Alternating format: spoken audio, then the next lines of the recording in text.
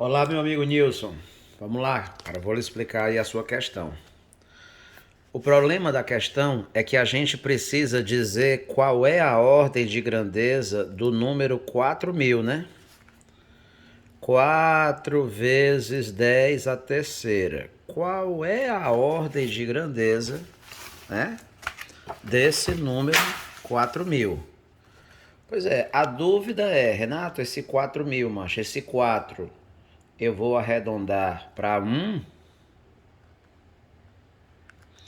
ou eu vou arredondar para 10 para dar a ordem de grandeza do 4.000? Como eu gravei essa aula há muito tempo, eu não me lembro se eu expliquei todos esses detalhes, mas eu vou lhe falar. É o seguinte, existem dois critérios quando a gente vai dar a ordem de grandeza. Existe o critério exponencial, que é esse aqui, e existe o critério linear. É o critério do arredondamento, para saber se eu vou arredondar esse A, né? Quando a gente coloca em notação científica, esse A, ele não fica entre 1 e 10. Aí eu quero decidir se eu vou arredondar esse A para baixo, vou arredondar para 1, ou se eu vou arredondar esse A para cima, vou arredondar para 10. Aí tem dois critérios, o critério exponencial e o critério linear. O critério exponencial, ele pensa assim, ó. Esse A, ele pode estar entre 1, porque 10 elevado a 0 é 1, né? Ele pode estar entre 1 e 10. Está aqui, ó, entre 1 e 10. Só que no critério exponencial, ele olha para o expoente, ó. 10 elevado a 0, 10 elevado a 0,5 e 10 elevado a 1. Se o A tiver nessa primeira faixa, ele vai ser arredondado para 10 elevado a 0, vai ser arredondado para 1. Mas se o A estiver dentro dessa outra faixa, ele vai ser arredondado para 10 elevado a 1, vai ser arredondado para 10. E o divisor de águas aqui, ó, é o 10 elevado a 0,5. Mas Renato, mas que diabo é 10 elevado a 0,5? Ah, 10 elevado a 0,5, né? É 10 elevado a 1 meio. É a raiz quadrada de 10, ó. Ah, tá. É aproximadamente 3,3. Então, no critério exponencial, é a raiz de 10 que fica bem aqui assim. Vou escrever aqui bem pequenininho, ó. 3,3. Então, no critério exponencial, se tiver entre 1 e 3,3, arredonda para 1. Agora, se tiver entre 3,3 e 10, aí arredonda para 10. Esse é o critério exponencial.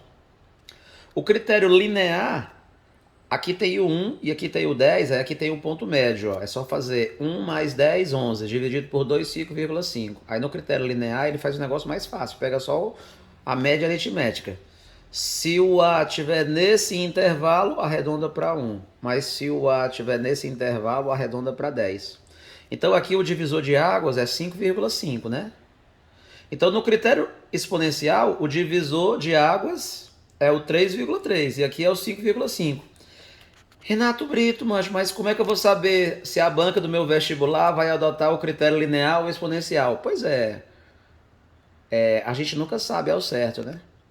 Então, para evitar polêmica, é melhor que a banca coloque um valor, né, que não haja dúvida, que de acordo com qualquer critério dê a mesma resposta. Por exemplo, ó, o ideal é que o número que a banca escolha seja, né, ó, ou menor do que 3,3, ó, menor do que 3,3, ó, usando qualquer critério, ó.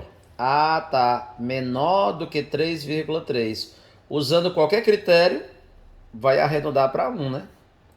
Então não gera dúvida, né? Ou então alguma coisa que seja maior do que 5,5, ó. Ah, porque maior do que 5,5, por qualquer critério, você vai arredondar para 10. O problema é se o número tiver nessa faixa aqui, ó. Ah, porque se tiver nessa faixa, tu vai ficar na dúvida, né?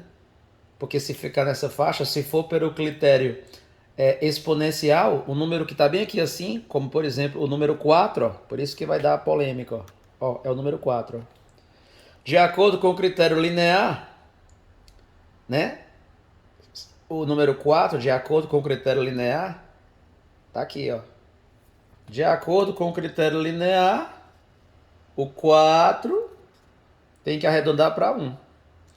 Mas de acordo com o critério exponencial, o divisor de águas é 3,6. O 4 está aqui. De acordo com o critério exponencial, 4 arredonda para 10. E aqui o 4 arredonda para 1. Ou seja, sempre vai dar polêmica quando o número estiver entre 3,3 e 5,5, né? Então imagina-se que uma banca de vestibular de bom senso ela vai dar um jeito de fugir desse intervalo para não dar polêmica, a não ser que ela já deixe bem claro qual é o critério que ela quer, se é o exponencial ou se é o linear, entendeu? Então essa questão, com certeza, quando ela caiu no vestibular, ela deve ter dado polêmica, entendeu? Porque o 4 está nessa faixa aqui, ó. E aí, meu amigo, vai ter gente que vai dizer que esse 4 vai ter que arredondar para 1 e vai ter gente que vai dizer que esse 4 vai ter que arredondar para 10. Então, como a gente não tem bola de cristal, né? A gente não tem como adivinhar qual é o critério que a Universidade Federal do Juiz de Fora adota, a não ser que ela escreva no edital. Para arredondamento e ordem de grandeza, nós sempre adotamos tal critério, né? Ou os professores do cursinho lá de Juiz de Fora já estão acostumados, já sabem qual é o critério que a banca adota. Mas como a gente mora em Fortaleza, eu moro em Fortaleza, não sei onde você mora, a gente não tem como saber o critério lá que é usual no vestibular de lá. Então essa questão, certamente ela deve ter dado polêmica, não é uma incompetência sua nem minha, é porque realmente quando dá nessa faixa aqui não tem cristão que dê jeito. Então você não tem como realmente saber, entendeu? Então, professor, então o gabarito dela tanto poderia ser, né, arredondar esse 4 para 1, e aí a ordem de grandeza seria 10 a terceira, ou então arredondar esse 4 para 10, ó, aí ficaria 10 vezes 10 a terceira, aí ficaria 10 a 4, aí daria outro item, mas aí não tem como a gente saber, entendeu?